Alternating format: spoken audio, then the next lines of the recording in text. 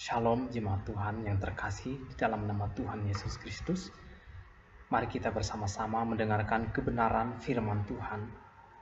Namun sebelum kita mendengarkan pewartaan firman Tuhan pada saat ini, terlebih dahulu kita mengawali dengan berdoa. Mari kita berdoa. Allah Bapa yang bertakhta dalam kerajaan surga, terima kasih Tuhan buat penyertaan-Mu, buat lawatan-Mu sepanjang hari ini Tuhan, di mana pada saat ini Tuhan Engkau senantiasa memberikan nafas kehidupan-Mu kepada hamba-Mu Tuhan. Khususnya Tuhan pada saat ini Tuhan akan mewartakan kebenaran firman-Mu Tuhan, menyampaikan kebenaran firman-Mu Tuhan. Kau urapi lidah bibir hamba-Mu Tuhan yang akan menyampaikan kebenaran firman Tuhan. Hanya di dalam nama Tuhan hamba berdoa dan mengucap syukur. Haleluya. Amin. Baiklah Bapak Ibu dan saudara yang terkasih, saat ini saya mengajak saudara dan saudari Bapak Ibu untuk mendengarkan kebenaran firman Tuhan yang saya ambil dari Ayub 6 ayat 12, namun saya mengambil judul perikop perjuangan hidup. Bapak Ibu dan saudara-saudari yang terkasih di dalam nama Tuhan Yesus, hidup ini adalah perjuangan. Kita boleh ada sebagaimana kita ada saat ini berkat berbagai tantangan yang telah berhasil kita lalui di masa lalu. Setiap tantangan itu bisa kita lalui bersama dengan penyertaan Tuhan yang tak pernah meninggalkan kita. Keberadaan kita saat ini, saudara dan saudari, merupakan bukti nyata dalam penyertaan Tuhan. Untuk itu kita harus terus beriman dan merubah maupun menaruh harapan kita kepadanya. Kepadanya siapa? Yaitu kepada Tuhan. Untuk mempertahankan iman kita kepada Tuhan, kita tidak bisa mengandalkan kekuatan kita sendiri. Karena kita hanyalah manusia yang memiliki banyak keterbatasan. Tuhan mengetahui keterbatasan kita, sehingga Ia mengirimkan penolong bagi kita, yaitu Roh Kudus. Roh Kudus untuk menguatkan kita. Rasul Paulus di dalam Efesus 6 ayat 12, mari kita buka bersama-sama.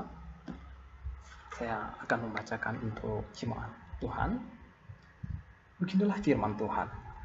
Karena perjuangan kita bukanlah melawan darah dan daging, tetapi melawan pemerintah, melawan penguasa, melawan penghulu dunia yang gelap ini, melawan roh-roh jahat di udara. Amin. Jadi di dalam Efesus 6 ayat 12 ini, saudara, mengatakan bahwa perjuangan kita adalah melawan kuasa kegelapan dan tipu daya iblis yang terkadang menyamar sebagai malaikat, sehingga membuat kita jauh dari Sang Juru Selamat, jauh dari Tuhan. Mempertahankan iman kita juga, saudara, kepada Tuhan Sang Juru Selamat ini tidak gampang, saudara. Membutuhkan perjuangan. Salah satu contohnya di dalam Alkitab adalah seorang tokoh yang sangat luar biasa, yaitu Ayub.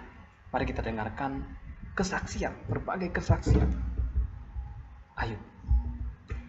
Seorang tokoh Ayub ini, saudara, mampu mempertahankan imannya kepada Tuhan sekalipun sedang dilanda badai kehidupan yang sangat parah, sangat berat. Lewat keteguhan imannya, Tuhan pun memulihkan kehidupan Ayub. Ayub patut kita jadikan sebagai teladan untuk tetap bertahan di tengah badai kehidupan kita. Imanilah bahwa tangan Tuhan selalu menopang kehidupan kita, saudara. sehingga kita mampu bertahan dan keluar dari badai itu dengan baik. Pada harinya, akhirnya kita akan meraih hadiah yang Tuhan sediakan, yakni mahkota kehidupan. Namun saudara, Alkitab memberi tahu kita bahwa Ayub memiliki keluarga yang sangat makmur, serta memiliki 10 orang anak dan banyak pelayan. Dia sangat dihormati dan dipandang tinggi oleh teman-temannya. Namun demikian, melalui pencobaan dan serangan iblis, Ayub kehilangan yang namanya kehilangan semua harta bendanya, semua yang dimilikinya, semua titipan Tuhan yang diberikan kepadanya, saudara. Dan lebih berharga lagi, harta yang sangat berharga baginya, yaitu dia kehilangan anak-anaknya dalam waktu 1 hari, saudara. Dan setelah itu badannya tetap tertutup penuh oleh bisul. Ujian ini mengubah Ayub dari manusia terkaya di daerah timur menjadi orang yang sangat-sangat termiskin di daerah timur. Dan dia juga dihakimi dan diserang oleh keluarganya dan teman-teman terbaiknya, teman-teman terdekatnya. Bahkan ketika dihadapkan dengan ujian yang begitu besar, Ayub tidak mengucapkan sepatah kata pun. Dan ia pun tidak pernah mengeluh kepada Tuhan. Namun yang perlu kita teladani, yang perlu kita ambil dari sebuah tokoh ini, saudara dan saudari, seorang Ayub ini, dia mengalami pergumulan berat, mengalami suatu masalah yang sangat luar biasa. Beratnya luar biasa. Mungkin kalau dipikirkan secara pikiran kita manusia, mungkin bisa menghujat Tuhan, bisa menyalahkan Tuhan, menyalahkan diri kita sendiri. Tetapi seorang Ayub ini, dia memiliki iman yang sangat kokoh kepada Tuhan. Dan dia bahkan bersujud menyembah Tuhan dengan kekurangannya. Dia mengatakan, dengan telanjang aku keluar dari rahim ibuku, dan telanjang aku juga akan kembali ke situ. Tuhan yang memberi, mengambil juga yang mengambil.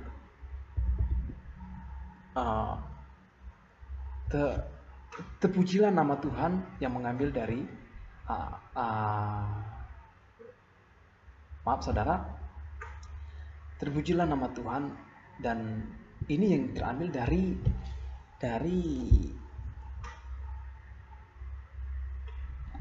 dari Ayub 1 ayat 12. Dan apakah kita mau menerima yang baik dari tangan Tuhan dan tidak mau menerima yang jahat? Mari kita lihat ayat 2 ayat 10. Saya akan bacakannya, saudara. Beginilah firman Tuhan, Ayub 2 ayat 10. Karena tidak ditutupnya pintu kandungan ibuku dan tidak disembunyikannya kesusahan dari mataku. Jadi melalui ujian, Ayub mampu menahan diri untuk tidak berdosa dengan kata-katanya, serta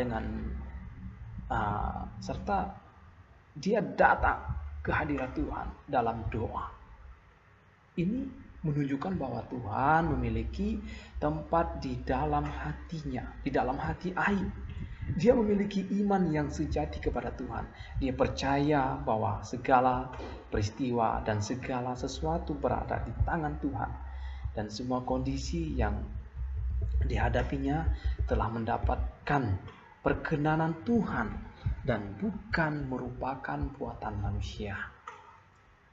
Sesuatu yang juga Ayub alami secara mendalam dalam beberapa dekade di kehidupannya adalah bahwa semua yang dia miliki berasal dari kekuatan Tuhan, berasal dari kekuasaan Tuhan dan pengaturan oleh Tuhan Sang Maha yang kita sembah.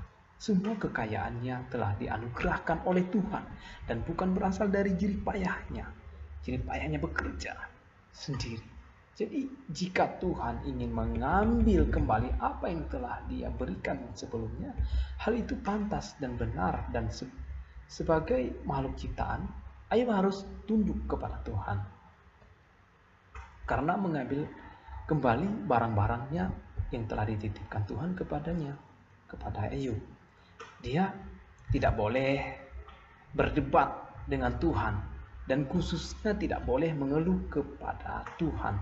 Bahkan seandainya nyawanya sendiri diambil, dia tahu dia tetap tidak boleh mengutarakan satu keluhan pun. Bayangkan saudara, tidak boleh mengatakan atau mengeluh satu keluhan pun.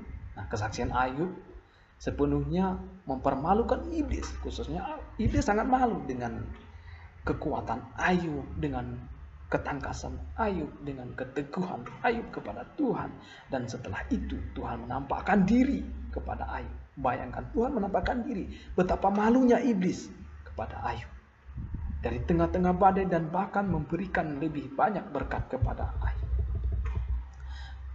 Kita dapat melihat dari pengalaman Ayub bahwa untuk mencapai iman yang sejati kepada Tuhan, pertama-tama kita harus memiliki pemahaman yang benar tentang kekuasaan Tuhan, dan kita harus percaya bahwa segala sesuatu dan segala peristiwa sepenuhnya berada dalam tangan Tuhan.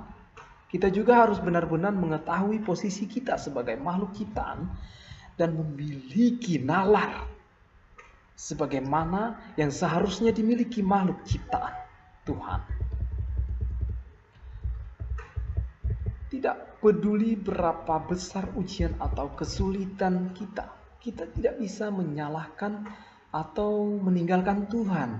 Tetapi kita harus terus mampu mencari kehendak Tuhan dan berdiri di sisinya dan mengikuti Dia dengan tak tergoyahkan.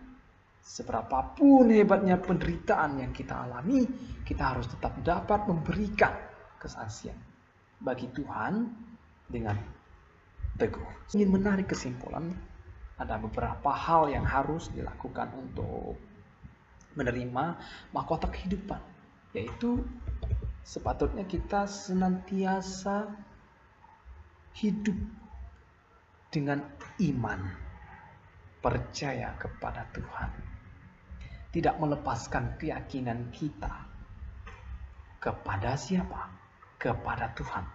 Tidak mengundurkan diri kita dari persekutuan bersama Tuhan. Amin. Terima kasih. Mari kita berdoa.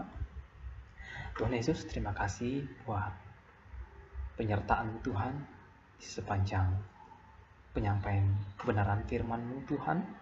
Terima kasih Tuhan, kiranya firman yang telah hamba sampaikan pada saat ini Tuhan mengalir, terberkati bagi yang mendengarkan. Terima kasih Tuhan, terima kasih Yesus.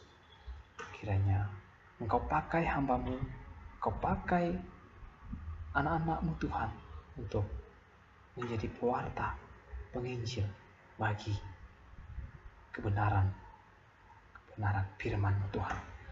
Hanya di dalam nama Tuhan hamba berdoa dan mengucap syukur. Haleluya. Amin.